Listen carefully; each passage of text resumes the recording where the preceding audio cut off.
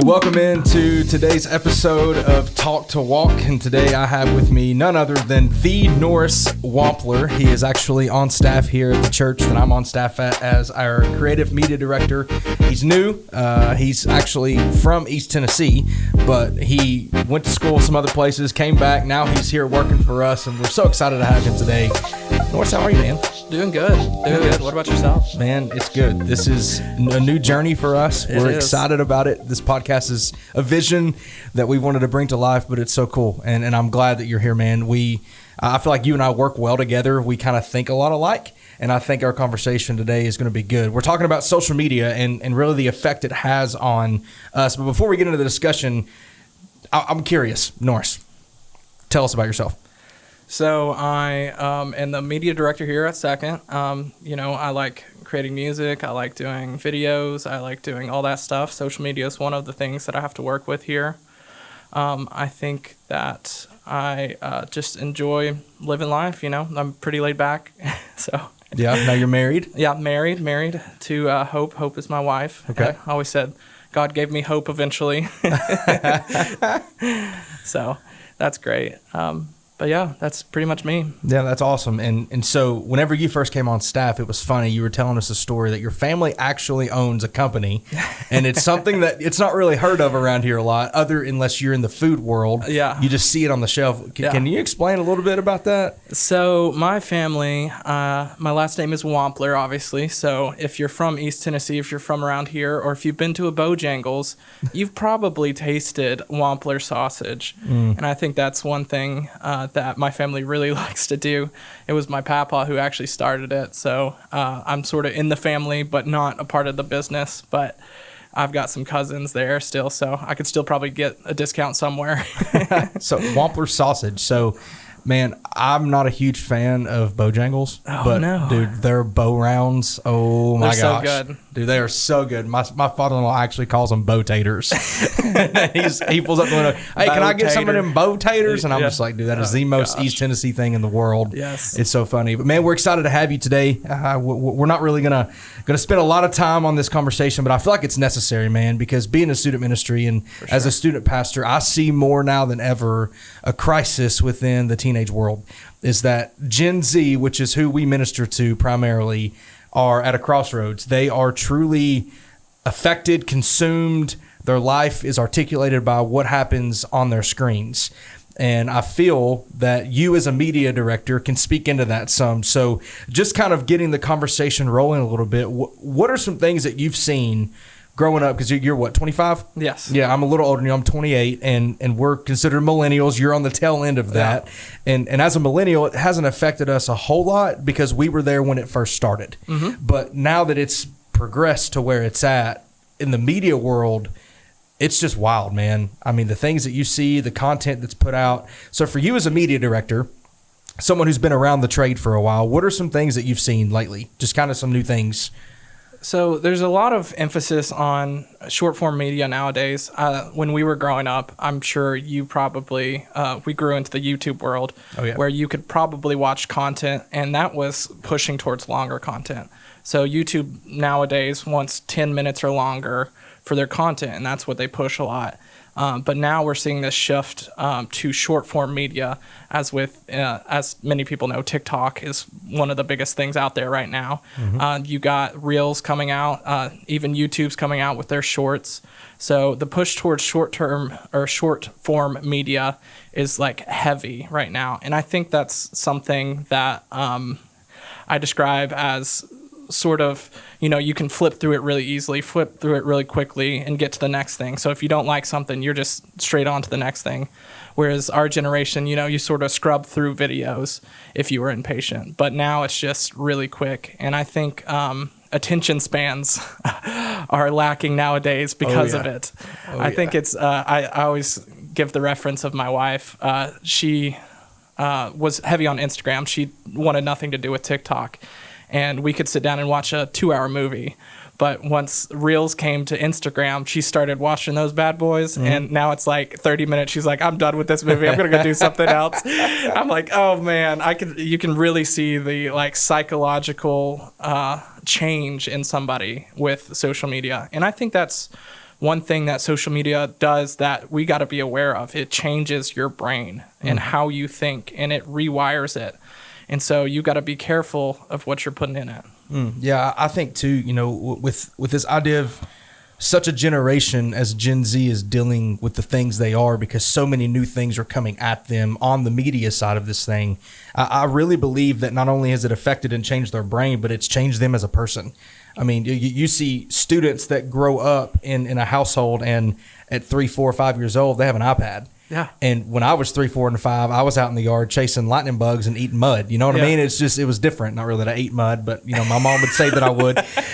But for me, you know, it's something that I don't really understand, because we were in the beginning stages of social media. I mean, Bluetooth hit the scene when I was in 7th grade.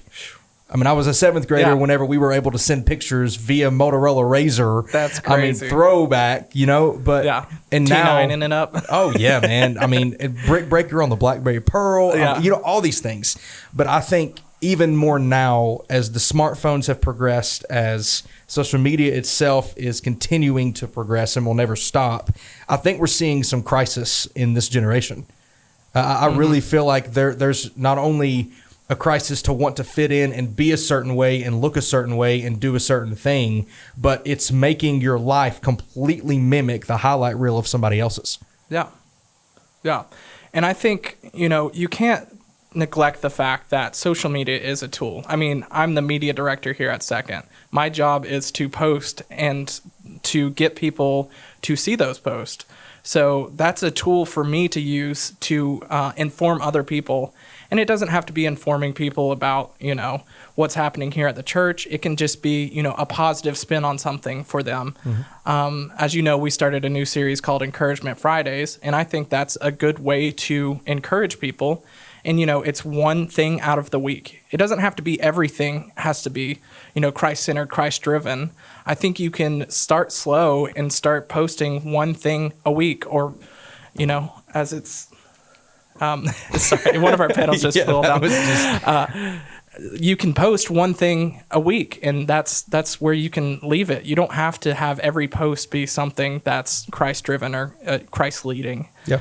But I think one thing that we do here is to inform people, and that's how we use it as a tool. An individual can use it as a tool for informing people about their life as well. So I think you can't neglect the fact that it is a tool.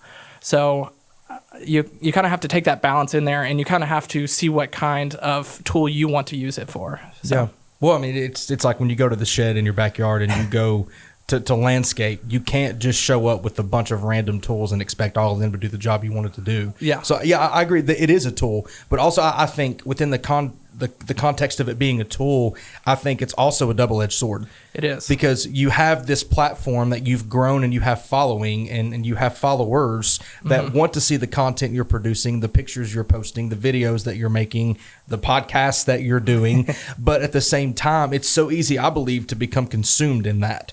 Is that it's never enough. You know what I mean? It's almost like there's this mentality that I have this following that I have to keep up doing this certain thing all the time so that people see me, they know me, and honestly, it makes me feel better about myself.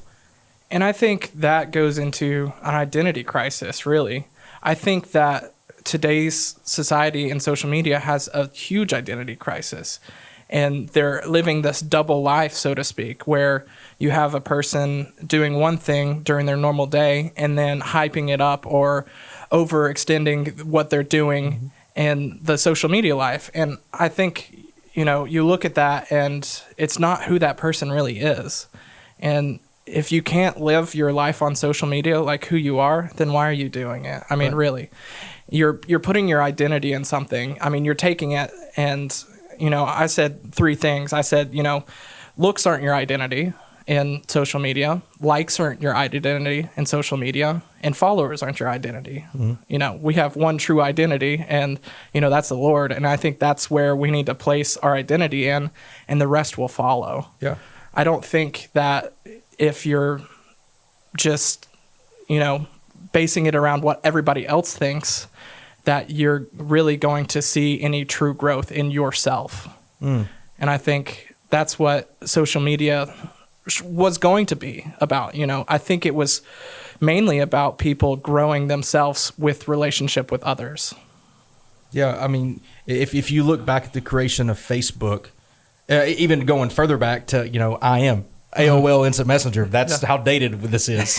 The concept was to have conversations with people and to connect and engage. And I feel like the more we've progressed, it's become less about connection point for engagement and more about engagement for the fulfillment of your own identity. I mean, I love what you said is that, social media is not an identity, but unfortunately, I think today in the Gen Z world and even with some millennials, it's become an identity. I mean, if you look at the statistics, literally, I mean, if we're looking just at Gen Z here, which is the generation post us, which is really your 17, 18-year-olds and under, some 19-year-olds, depending how, early or late they were. I mean, 26% of Gen Z students spend 10 plus hours a day on their phones or social media.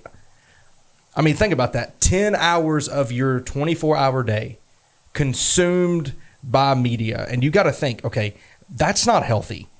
Whenever you're sitting there scrolling and you can't even have a conversation with somebody, not only is that affecting your persona and who you are as an individual within that context, but you've got to think about what it's shaping in your mind. Mm-hmm. I mean, 10 hours of content of seeing the good-looking person or the rich person or the best shot or the crazy football catch that scored the winning touchdown for the state championship, and you're a football player watching that, or you're a girl watching that. You know what I mean? Yeah. I mean, having that much content consuming you. Yeah. You don't have life. I mean, that is your life. Mm-hmm. And so, where is the balance? Well, I think one thing too is it's an algorithm. That's it. When you put your information in there and you start scrolling and watching stuff, it records how long you've been watching something. So if you are that football player, that's what it's going to show you. And I think, you need to really reach out to at least one or two things that aren't that are Christ-driven or are something different, to bring those in. And once you start following those, it'll slowly start putting that in your feed. And, I think that could be a little boost to help somebody get started into flipping that paradigm, is look up somewhere and follow somewhere and start watching some of their content to bring that into your feed. And maybe that will start changing how you view it. And maybe you won't get that highlight, football reel that you're talking about. Maybe you'll get, a quick little 10-second message about how you should be doing something. You should be reading this in the Bible right now because it's really impacting their life. Or you should be watching this video because it's really changed how they think about the world they're living in and how it relates to Christ. So I've definitely seen some things like that. Like I could switch back between our SBC Facebook or our SBC Instagram, and it goes from cat videos from my personal feed, because that's about all we watch is cat videos, me and my wife. So it knows me. It's like cat videos. You're going to watch another cat video, to something that another church is doing that I get to see, like, oh, cool, that church is having this event. And that's awesome to see because, you can change how it gives you stuff, and don't let it give you stuff. You change it to give you the stuff you want it to give you. Yeah, that's good because I, as a student pastor, there's this pressure that because I'm trying to influence the generation below me and trying to minister to them and impact their life for the gospel, there's also this balance that we have to fight, that we too have to be engaged with the media side. And little honesty here, I'm not the best at social media because it wasn't all that I had to do growing up. I played sports. I traveled. I did all kinds of things. I played outside. Some students that I have literally are like, we don't know the last time we played outside just to have fun, because they're either at practice, school, or they're at home on their phone. And so I think for what we're seeing in 2022 coming out of COVID-19, which I think only spearheaded and pushed this issue even further and quicker than even culture was ready for, I think we haven't had time to still catch up. No. I think we missed so much during that year and a half period of engagement that it all went digital with school and with work and with Zoom and with all these things, that now that's the norm. And we feel like we can't communicate without a cell phone in our hand. Because literally, like, the statistics don't lie. That with Gen Z, I mean, and I'm a statistics guy because research, I believe, is powerful. 31% of all Gen Z, this is all teenagers, say that they get uncomfortable without their phone either before or right at 30 minutes. So I'm sitting here talking to you now. My phone's here. I'm fine. Yeah. I'm having a conversation. But a teenager, they can't sit at a dinner table and converse because they have to have a phone in front of them to stimulate something. Well, I think of the crow in Pavlov, you know, when that bell rings, that crow knows it's time to eat. Right. And so when that phone vibrates in your pocket and you feel it, it's time to look at it, you know? And I think that it really has changed. So maybe, you know, put it on silent or do something to where it's not going to bother you in times that you really need to focus, because if you don't start that change, you're going to Pavlov yourself into thinking every time it rings, I have to look at it. And it's that dopamine hit that we all get, you know, it's something that you're going to have to fight against yourself. I mean, anybody with, you know, addiction problems would know that it's hard to get out of that. It's an addiction. It really is. 10 hours a day. That's an addiction. And you have to fight addictions. And luckily we have a good way to do that. Yeah. Right. And you know, something I hear too with that, you know, students are like, I'm addicted to this, or my personality, I'm just so passionate. They cover up the addiction part with they're passionate about it, because Gen Z is a pretty passionate generation, social justice issues, all the things that they deal with that they see that they're fed into. But I think even more so, they're trying to cover the addiction side of it with passion. And I believe that we have students that are brilliant at creating TikToks. I don't even know how to start with creating a TikTok. I mean, we made an account for the student ministry and it never took off because I don't know what I'm doing. But when I see students that are doing good things and funny things, and you know, it's cool to watch, but then also I know there's the other side to it. Yeah, the consumption. Yes, and not even within the consumption mindset. I think it's a gravitational thing too. Yeah. That they cannot go through a day without feeling a pull to check a social media. I mean, let me ask you a question. When's the last time you went through your whole day without looking at your cell phone? It would have to be on a trip where I didn't have it, or, you know, it was in the room and I forgot it. So it wasn't on me. Yeah. But even then though, it's just mere hours. Yes. See, and I remember literally, I mean, I can go back to childhood days where cell phones didn't exist. Life functioned just as fine just without as normal. it. I mean, it wasn't like we were missing out on this great big thing. But I think now, like you said, that it's about consumption. I think that even in Gen Z and even millennial, our generation, it's consuming us, because kids that are our age, or that adults that have kids that are our age, and then kids that are younger, you know, they're consumed by it, and the parents see it as a babysitter, and then now the parents are consumed by it because it gets them a distraction, and then it consumes their life. But also think of it like, you know, if you think of technology prior to this too, you're thinking of the TV, right? The TV introduced itself and people were sitting at home watching TV for hours and hours on end, you know? And I think that's our parents' age, at least our parents' age, probably grandparents' age for some kids watching this, where that's all they do is they sit on the couch and they watch TV for 5-6 hours a day. You know, it's no different of a consumption. It's large form media trying to push people to consume more. I mean, they get paid more for you to watch it more. And in my mind, that's crazy. You know, if their goal is to make me watch more, I'm like, oh, I don't want to watch more because I don't want to do what they want me to do. Right. You know? Right. So it's really strange how good they are at doing this. There are some people's jobs that are literally to look at all the statistics of what you're watching and make sure you stay on there the longest. So it is so hard to pull someone out of that because there are people fighting against you. And I think it's a war field, you know, it's a war zone. Absolutely. Yeah. Yeah, I think too. And I can only speak from my experience because clearly, you know, I don't go home with the families that we minister to and I'm not around them 24/7. I get them 2-3 hours a week. But I even me and my wife, and I can speak for her in this context, is that at night, you know, we wind down in the bed. Typically, either one of us will read a book, which I actually am the world's worst reader. We're working on that. We're getting better. But before we were reading books, it was just We would kiss goodnight, roll over, and we both would scroll. And I'm telling you, there was nights that the TikTok thing would pop up 2 or 3 times to me. Hey, you've been scrolling a little too long, and I didn't realize it, but I was on there for an hour and a half.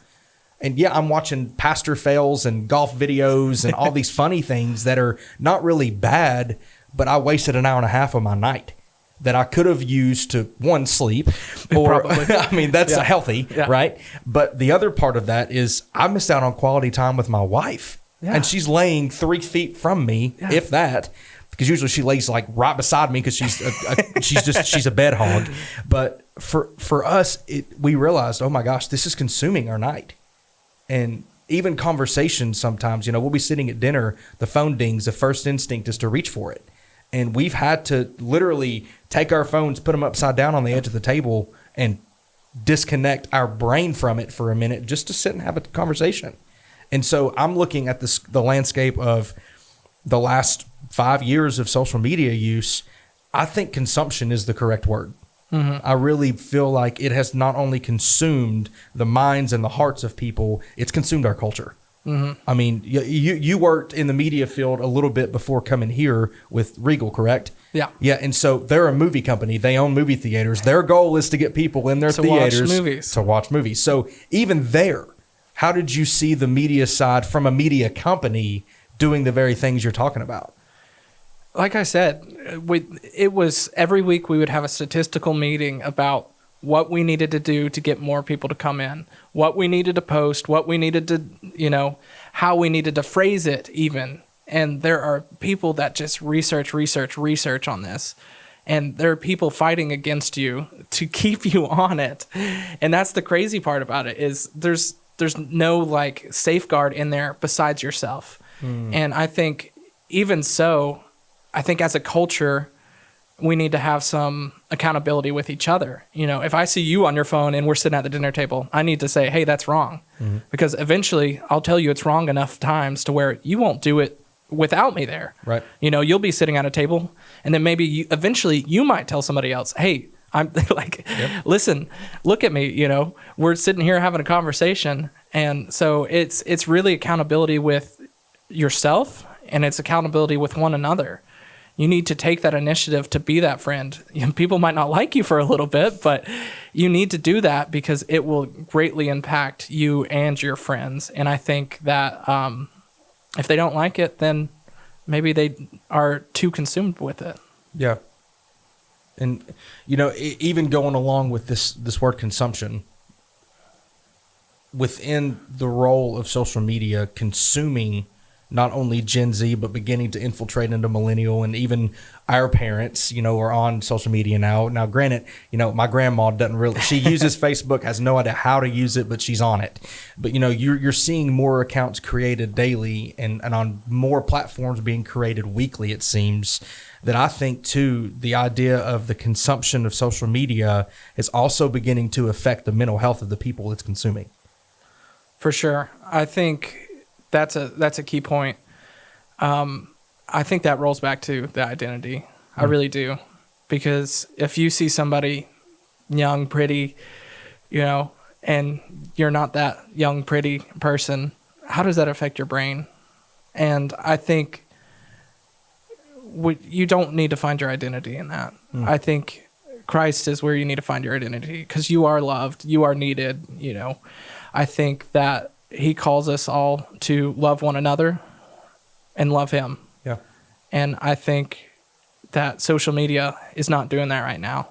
I'm not saying that we can't be the change that helps at least a portion of it or our community of it change for that better. Because earlier we talked about it being a tool, and it can be a tool. And I think if we just one by one start changing it for the better, I think we can make these companies realize that, hey, people actually like this positive spin on it. So we're going to start this little community of positive spin stuff. And who's to stop us from doing that? Because to be honest, we're the ones running that company. Right. What we consume is what they give us.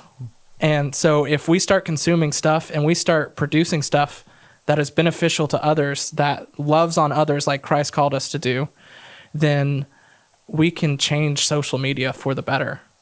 And maybe that will eventually shift our paradigm to those 10 hours that we're watching is actually a good thing. Yep. Yeah. I mean, well, and you have to look back at the landscape too, as a media director in a church, as a staff member at a church, I mean, I was here during the COVID pandemic, and it pushed us to do things that we had never done. Mm-hmm. But also, it was so easy for our people and even us as pastors to get in this rhythm of staying home on Sunday morning. I mean, I got to admit, it was nice to wake up and fix coffee in my pajamas and sit on my couch with my wife and go to church. But I think now, looking back at creating the online platforms that we have for church, it was a great tool for the time. But I think on the flip side of that, with the consumption and using the tool as the double-edged sword perspective here, the other side of that sword cut us deeper as a church because our people become so accustomed to just driving down the road on Sunday, listening to our audio feed or watching it on YouTube while driving, which is not safe. Don't do that, by the way. But they would go out with their families and go to church for an hour, but then it was just everything else mattered. And so I think even using it as a tool in the correct way, the way culture spins that is that it spins it to the negative. Mm-hmm. And I love what you say, though, about the identity part, is that if we could spin that to the positive, and I think that's what's hard for so many people, is because I know right now in Gen Z world, even millennial world, the younger millennials, the baby millennials that I call them, when you look at the landscape of the next 5 to 10 years of technology, what their lives will look like when they're our age is untelling. And I think even more so, we're going to see not only even more identity crisis begin to take shape, but honestly, I think we're going to see a major dive with mental health. And that we've already seen through COVID, but I think it's going to be worse because it's going to be media driven. Mm-hmm. I mean, I got to get on my phone for this, but there's an article that I was reading, and this is just from a few years ago, and it says a 2017 study of 8th to 12th graders found that high levels of depressive symptoms increased by 33% between 2010 and 2015. So a 5-year gap, they did research on this. But the crazy thing is the suicide rate for girls in that group went up by 65%. That's crazy. And then they have a tagline, though, that's even worse. They say it's only gotten worse. Child suicide rates, ages 10 to 14, tripled because of the patterns on social media. And so I think we have to look at that, and we have to see social media as one, yes, it is a tool. It's not your identity, but where do you draw that line to use it for good and not allow it to cause a negative spin in your own brain? Yeah. Yeah, I think there is, obviously there's things that you can do in place of that, is the amount of time you spend on it. And like you said, I don't think social media is the answer to church. I don't think you can watch it online. I don't think you can do that. I think church is about a community. And I think that we should be more community driven than socially driven. We shouldn't be driven by social media. We should be driven by the community aspect of the social media that we're consuming. We should be able to share with friends positive messages. We should be able to send them text messages, in ways that we can do it positive, like you said. So I think once you change that social media driven to a community based driven, that's where the line draws. And as soon as you see that, hey, I'm not doing this for community, you need to cut it off.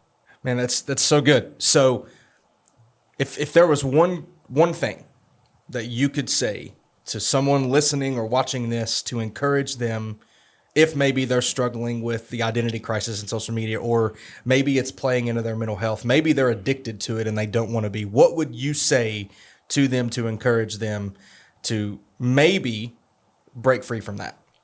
Well, I think we keep going back to the topic, and we've said it multiple times this episode, that it's identity. Like, don't find your identity in social media. Like, that's the big thing, because after it's all said and done, social media doesn't matter.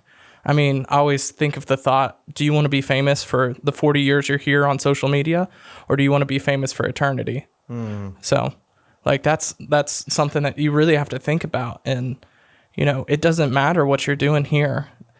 So you have to really think that through and, you know, cut it off at that one point. So, man, that's such a convicting question. Yeah. Because, I mean, you got to think about it. I mean, life expectancy is not eternal. I mean, there's a point that will pass and life is over and social media is forgotten. Man, what a perspective. Man, Norris, thank you so much for being on the very first episode of Talk to Walk. And we're excited for this journey. We're excited and grateful that you've joined with us. Make sure that you subscribe to the channel. And every Thursday, we'll be pumping out episodes with different guests, with different ideas, with different conversations to maybe help you be able to walk in your life better. We hope you guys have an amazing week, and we'll see you all next Thursday for the next episode.